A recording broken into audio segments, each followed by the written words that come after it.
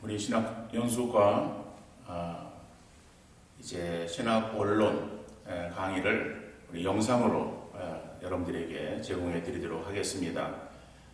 이번 시간은 한 시간으로 끝나는 것이 아니고 연속 강의로 이어지기 때문에, 그래서 우리가 하나님에 대해서, 신론에 대해서 이번에 다 마치는 것으로 그렇게 하겠습니다.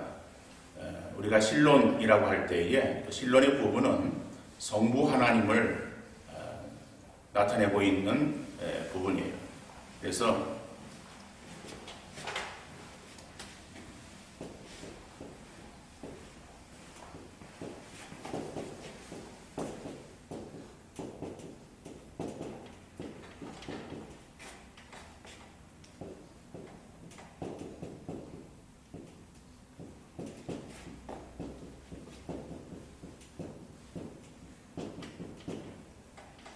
이 신론 부분에 있어서 성부 하나님만을 다루는 것이 아니고 여기에 성령이 포함되어 있음을 알 수가 있는 것이죠. 그러나 성령이라고 하는 그 부분은 책에도 그렇게 많은 부분을 차지하고 있지 않습니다. 어떻든 간에 오늘은 우리 하나님에 대해서 같이 한번 공부하도록 하겠습니다. 그러면은 우리가 하나님에 대해서 알 수 있는가? 라고 하는 그러한 질문을 던질 수 있겠죠. 하나님을 알 수 있는가? 라고 하는 그러한 질문에 대해서, 물론 우리가 처음 시간에 다루었습니다만은 하나님을 알 수 있다, 또 알 수 없다 라고 하는 것이 다 정답이에요. 우리 하나님은 알 수 없습니다. 인간이 어떻게 하나님을 알 수 있겠어요? 하나님은 알 수 없습니다. 그러나 하나님을 알 수 있는 것은 하나님에 대해서 계시되어져 있는 성경을 통해서는 하나님을 알 수 있는 것이겠죠. 그래서 그 하나님에 대한 지식은 성경을 통해서 우리가 알 수 있다. 그래서 우리가 하나님의 존재를 먼저 우리가 다룰 때에 이 하나님의 존재에 대해서 그 하나님을 우리가 알 수 있는가라고 하는 그러한 질문 가운데서, 그래서 하나님을 우리가 알 수 있다. 그것은 성경을 통해서, 그 성경은 하나님을 우리에게 드러내고 알려주고 있는 책이기 때문에 그렇죠. 그래서 그 계시되어져 있는 그러한 부분에서 하나님을 알 수 있다. 그래서 하나님에 대한 그러한 지식을 말할 때에 두 가지를 우리가 생각할 수가 있습니다. 첫 번째로는 어떤 본유적인 지식이다라고 하는 것, 선천적인 지식이라고 말하기도 합니다. 자, 이 말은 무슨 말인가 하면은 우리 사람들은 하나님을 알 수 없어요. 우리가 저로 인해서 하나님에 대해서 우리가 알 수 없는 이제 그러한 하나님과의 거리가 먼 상태가 되어버렸죠. 자, 그런데 인간이 그 하나님의 계시를 접할 때에, 접함으로 인해서 우리에게서 발생되어지는 그러한 지식이 있다라고 하는 거예요. 근데 그것을 본유적인 지식, 선천적인 지식이라고 말하는 거예요. 이것이 원래 우리가 가지고 있었던 지식이다, 이렇게 그런 의미가 아니라 계시를 접할 때에, 물론 그 말의 의미를 우리가 따진다면은 그것이 굉장히 쉬운 말은 아닙니다. 어려운 말이에요. 그것을 어떻게 이해되어질 것인가? 우리가 이해할 수 있는 그런 것이 아니라, 이 하나님의 존재에 대한 부분은 우리가 이해하려고 하지 말고 성경에 나와 있는 내용들을 정리해서 조직화해 놓았기 때문에 그것을 우리가 그냥 받아들이는 것이지, 그것을 어떻게 이해하고 우리 머리로 이해되어지는 그러한 부분을 우리가 알려고 한다면은 그것은 불가능한 것이다. 그래서 하나님에 대한 지식이 이 본유적인 지식, 선천적인 지식이라고 하는 것과, 그 다음에 우리가 또 이러한 그 계시를 통해서 얻어지는 그런 어떤 지식적인 그러한 내용이 있다라고 하는 거예요. 그래서 이것을 획득할 수 있는 그런 지식이다. 얻어지는 그러한 어떠한 지식이죠. 또 우리가 하나님의 그런 그 말씀을 통해서 계시를 통해서 우리가 하나님이 어떠한 분인가라고 하는 것에 대해서 더 분명하게 알아가는 그러한 것을 말하는 것이다. 자, 그러면은 이 하나님의 그러한 그 계시로부터 하나님의 계시로부터 우리가 알려진 하나님의 존재는 어떠한 분인가라고 하는 거죠. 자, 그런데 이 하나님의 존재 이 부분을 우리가 이것을 이해하고 그것을 알려고 하기보다는 그 하나님은 그러한 분이시다라고 성경이 말씀하고 있는 그러한 내용들을 우리가 그대로 받아들이는 것이다 하는 것이죠. 그러면은 성경에서 하나님에 대해서 어떻게 말하고 있는가라고 할 때에 자, 첫 번째로 보면은 하나님은 순결한 영이시다라고 말하고 있어요. 자, 하나님은 순결한 영이다. 자, 하나님은 순결한 영이시다라고 할 때에 바로 이것은 하나님이 어떠한 자의식적이고 그리고 자기 결정적인 존재라고 하는 의미에서의 순결한 영이다라고 합니다. 하나님은 영이시니 우리가 그렇게 고백을 합니다. 하나님은 영이시다라고 할 때 그것이 어떠한 다른 것에 의해서 되어진 것이 아니라 스스로 어떠한 존재하시는 그러한 분이심을 말하고 있는 거예요. 더 나아가서 그 하나님은 전인적인 분이십니다. 전인격적인 분이시다.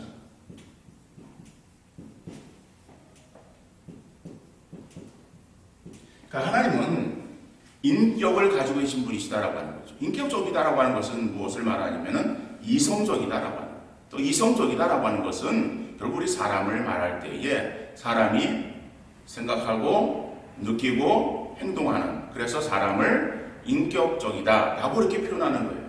하나님도 인격적이시다라고 그렇게 우리가 생각할 수가 있는 것이겠죠. 모든 것 생각할 때 하나님께서 누구에 의해서 행해지거나 또 무엇을 생각만 하시고 또 행동하지 못하시는 그러한 분이 아니시다. 더 나아가서 하나님은 무한히 완전하시다라고 하는 거예요.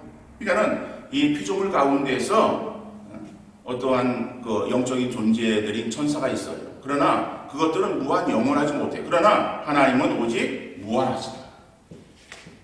무한하신 하나님이시다라고 합니다. 그 다음에 하나님은 한 분 영이시다라고 하는 거죠.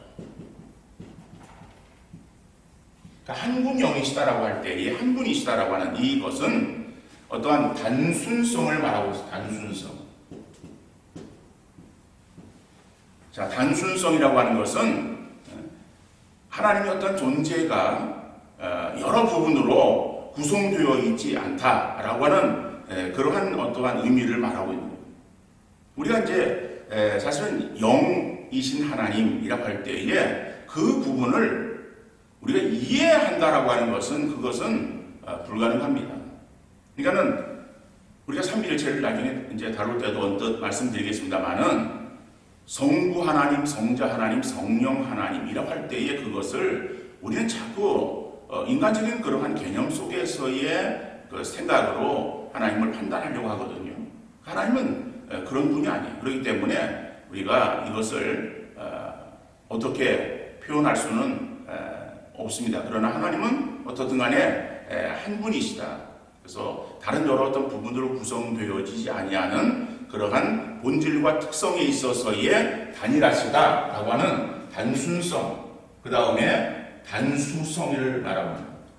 그러니까 단수성은 이거는 어떤 수적이죠. 홀로 한 분이신 하나님. 그래서 그 하나님을 우리는 한 분 영이시다라고 그렇게 말하는 것입니다. 그러니까 하나님은 어떤 분이시냐? 하나님 순결한 영이시고 전인격적인 분이시고 그 다음에 무한하시고 그리고 또 영이신 하나님이시다. 우리 그렇게 말할 수가 있을 것입니다.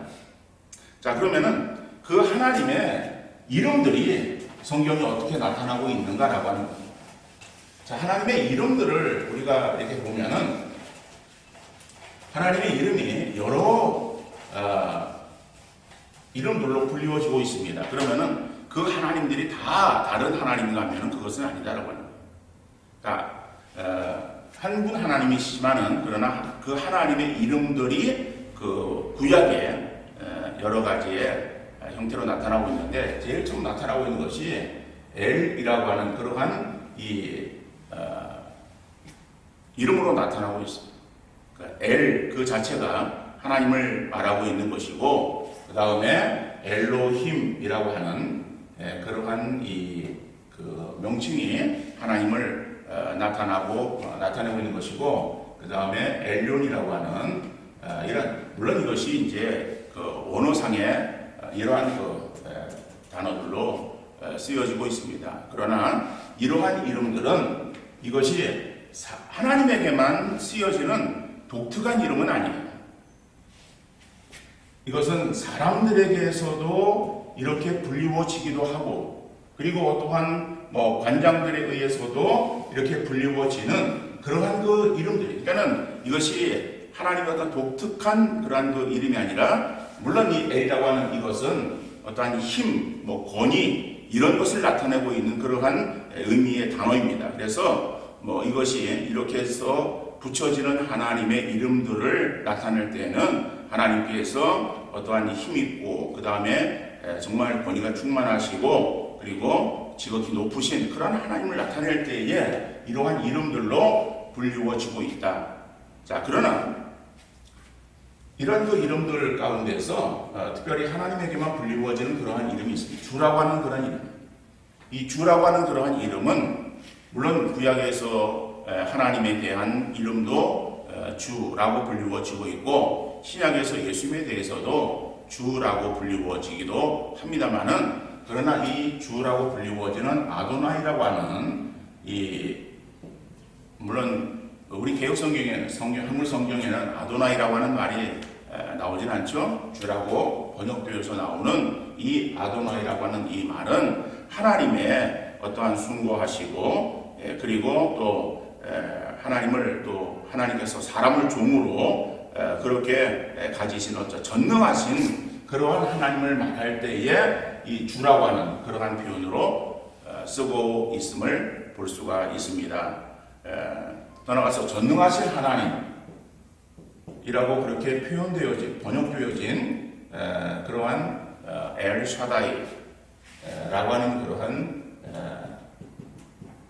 이름들이 있어요. 여러분들이 이렇게 엘 샤다이, 엘로힘, 엘리온 이런 어떤 그 아도나이라고 하는 그러한 이름들은 히브리어에서 사용되어지는 히브리어에서 불리워지는 그러한 그 이름들이고 그 이름들이 결국에 우리 한글 성경에서는 이제 하나님 그다음에 전능하신 하나님 이러한 그 표현들로 이제 사용되어지고 있기에 그냥 이 하나님의 이름들에 대해서는 우리가 그렇게 그냥 여러분들이 이해하면은 되겠습니다. 그러나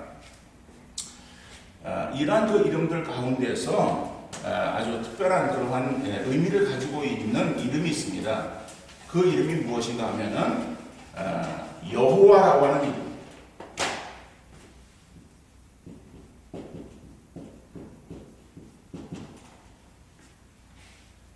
이 여호와라고 하는 그런 이름들을 우리가 이렇게 볼 때에 물론 이 이름은 창세기 처음부터 이 이름이 나오진 않습니다.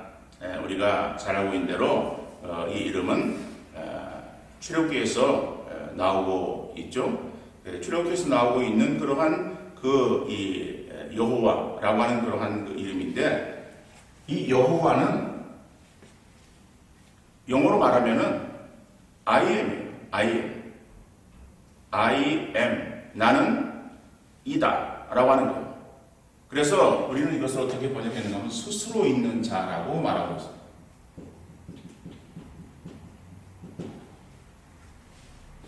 그러니까 모세가 하나님의 부르심을 받고 그래 너는 가서 내 백성 이스라엘을 애굽에서 건져내라. 라고 명령을 내리시죠. 그럴 때에 이 모세가 두려워하는 마음을 갖습니다. 그리고 내가 어떻게 백성들에 가서 백성들을 이끌까? 그리고 누가 너를 우리의 지도자로 세웠느냐? 라고 물으면은 내가 무엇이라고 대답을 해야 되겠습니까? 라고 하나님께 묻습니다. 그럴 때 하나님께서는 나는 여호와다 라고 이렇게 말씀해 주시는 거예요. 나는 스스로 있는 자다 라고 하나님의 이름을 하나님께서 알려주신 것이죠. 그래서 이 여호와라고 하는 그러한 그 이름, 이것은 다른 그런 명칭보다 하나님에 대해서 아주 탁월하게 사용되어지고 있는 것이고, 그래서 성경을 보면은 창세기에서 보면은 엘로힘이라고 하는 그러한 엘이라고 하는 그 하나님의 이름이 주로 많이 쓰이고, 그 다음에 출애굽기 이후부터는 이 여호와라고 하는 그러한 이름으로 쓰여지고 있음을 보게 되어집니다. 그런데 이 이름이 특별히 더 의미가 있고 중요한 것은 바로 이 하나님의 어떠한 그 언약,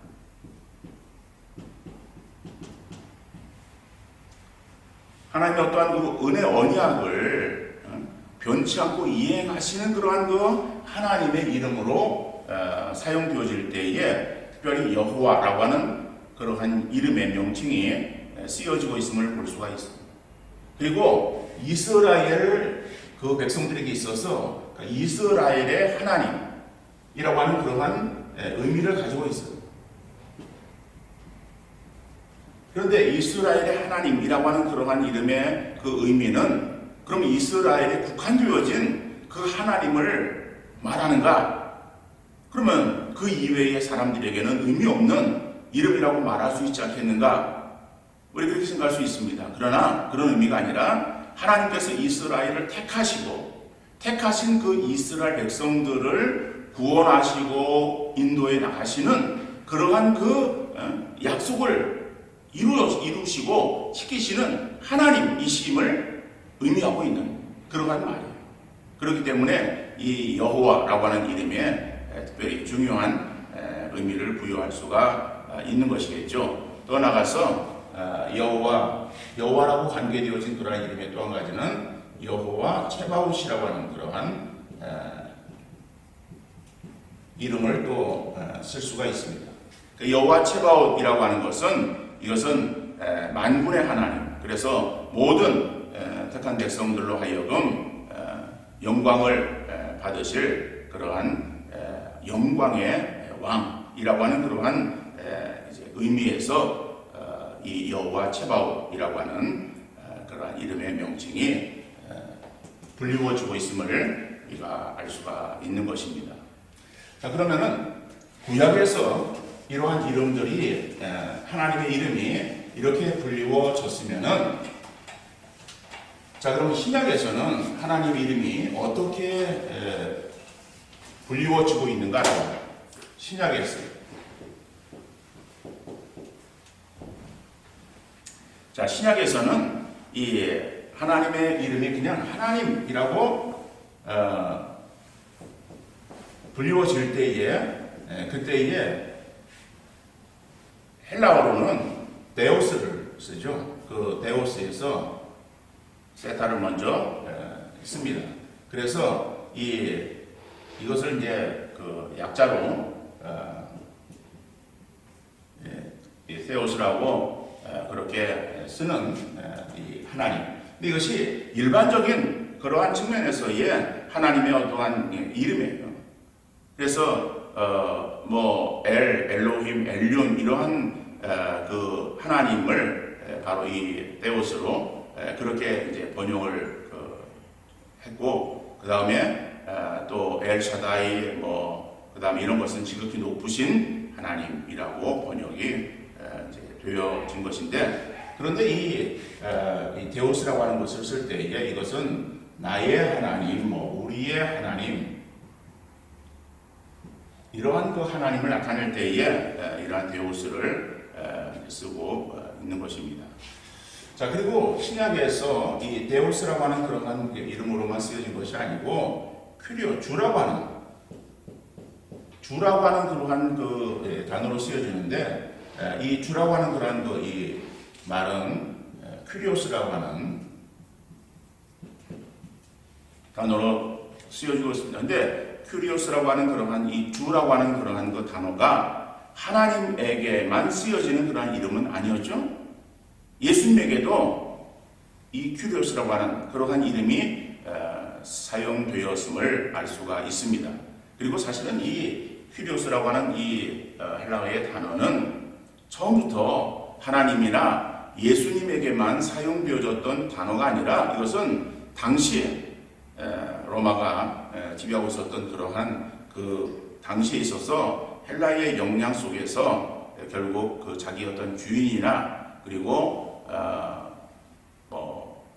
황제를 가리키는 그러한 말로 쓰였던 그러한 단어가 큐리오스라고 하는 단어예요. 근데 그 단어가 이제 기독교로 들어오면서 하나님 그리고 예수님에게 불리워지고 사용되어지는 그러한 단어임을 알 수가 있습니다. 또 한 가지는 아버지라고 하는 그런 단어죠. 아버지. 근데 이건 아버지는 이제 파텔이라고 하는 그러한 헬라어로 쓰여지고 있는 아버지라고 하는 이름입니다. 이것은 뭐 구약에서도 이 아버지라고 하는 그러한 이름이 사용되었어요. 다시 말하면 이스라엘의 아버지라고 말하고 또 이스라엘은 바로 하나님의 자녀라고 하는 의미로 불리워졌거든요. 그러니까 구약에서도 이스라엘과 하나님을 가리켜서 말할 때에 아버지와 자녀라고 하는 그러한 표현으로 쓰여졌는데 신약에서도 바로 이러한 이 아버지라고 하나님을 아버지라고 부르고 우리가 잘 알고 있듯이 예수님께서 그 제자들에게 기도를 가르쳐 주십니다. 세례 요한은 그 제자들에게 기도를 가르쳐 주시는데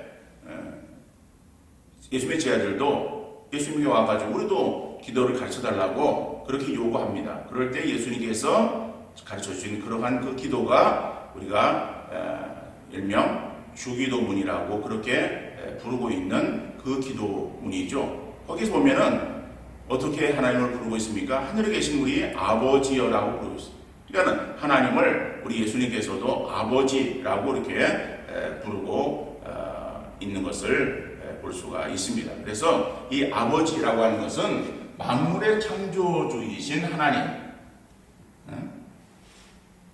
모든 것들의 주인 되시는 하나님이라고 하는 그런 의미로 이 아버지라고 하는 또 의미를 가지고 있다. 그 다음에 더 나가서 이 삼위일체 가운데서 삼위일체의 성부 하나님을 제1위라고 그렇게 우리가 칭하고 있습니다. 이것은 뭐 1위, 2위, 3위 그래가지고 어떤 계급적이거나 뭐 등수 뭐 이런 어떤 의미로 불리워지는 것은 아니에요. 어떤 질서상의 그러한 부름이지만은 그런 어떤 성부 하나님을 제1위라고 이렇게 이제 부르고 있죠. 그래서 그런 의미에서의 불러지는 그러한 이름. 그래서 뭐 아버지. 더 나아가서 우리가 또 영적인 자녀가 되었다라고 하는 그런 의미에서 영적인 자녀들이 그 하나님을 향해서 아버지라고 하는 그러한 이제 명칭을 사용하고 있는 것을 우리가 알 수 있는 것이죠. 어떤가 우리가 하나님의 어떤 이 존재, 하나님의 어떤 존재를 우리가 다루면서 그래서 하나님을 알 수 있는가? 하나님은 계시를 통해서 우리가 알 수 있는데 원래부터 우리가 하나님을 알 수 있었던 그런 존재는 아니다. 처음에는 범죄 이전에는 하나님을 우리가 알았어요. 그리고 그 하나님을 또 부르고 함께 있었지만은 범죄 이후에는 하나님과 거리가 났어요. 그래서 하나님께서 아담과 하와를 에덴에서 쫓아내셨다라고 하는 그러한 그 표현은 다시 말하면 이것을 바꿔서 얘기하면은 하나님께서 아담과 하와를 떠나셨다라고 하는 거예요. 자, 어떻든 간에 뭐 그것은 뭐 어떻게 우리가 표현하든 간에 결국 그럼으로 인해서 하나님과의 관계가 완전히 끊어진 그러한 그 상황이 되어진 것을 말하고 있는 거예요.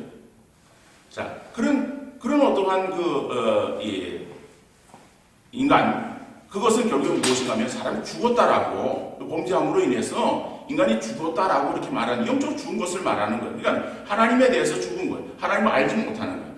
더 이상 하나님을 알지 못하는 그러한 인간을 하나님께서 이제는 기록되어진 그러한 성경을 통해서 그 계시 그 안에 숨겨진 하나님이죠. 그러니까 그것을 통해서 우리가 하나님을 알 수 있게 해 주신 것이다. 그러면은 그러한 계시를 통해서 우리가 알게 되어진 하나님은 어떠한 하나님인가라고 하는 거예요. 그러니까 성경에서 말하고 있는 하나님은 어떠한 하나님인가라고 하는 그러한 그 부분들을 우리가 이제 다루면서 먼저 우리가 하나님 어떤 분이신가, 그리고 하나님의 이름이 구약과 신약에서 어떻게 불리워지고 있는가라고 하는 것을 우리가 먼저 다루었습니다. 그러면은 이 시간은 여기까지 하고 이어서 다음 시간에 우리가 이제 하나님의 어떠한 그 속성, 하나님의 어떠한 분이신가라고 하는 그러한 부분들을 다루도록 하겠습니다. 감사합니다.